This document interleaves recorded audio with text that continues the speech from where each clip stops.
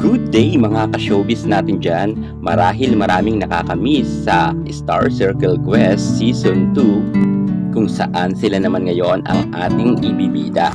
Nagsimula nga noon ang Star Circle Quest noong 2004.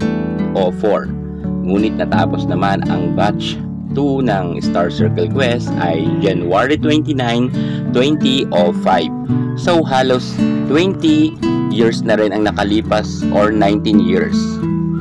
At marami sa mga produkto ng Star Circle Quest Batch 1 at Batch 2 ang mga sumikat ng todo at nakilala talaga sa larangan ng showbiz. Ngunit pagdating naman dito sa ating update, uunahin muna natin ang Star Circle Quest Season 2 dahil natapos na nga natin ang ECQ Season 1. Kaya ano-ano na ba ngayon ang mga itsura ng Star Circle Quest Batch 2? Malamang ang iba sa kanila ay hindi na ninyo nakikita sa pinilakang tabing sapagkat mas pinili nga nila maging pribado ang kanilang buhay malayo nga sa buhay sa intriga sa showbiz.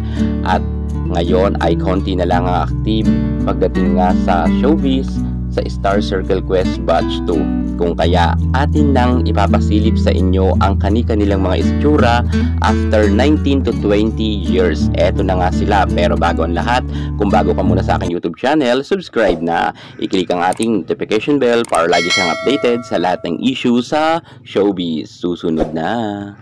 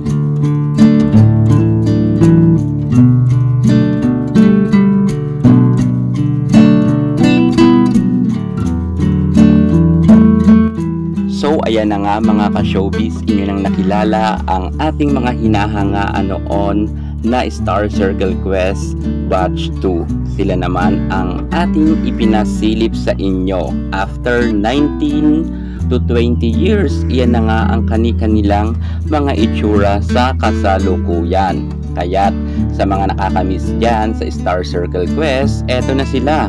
After 20 years, nakita na ninyo muli ang inyong mga hinahangaan.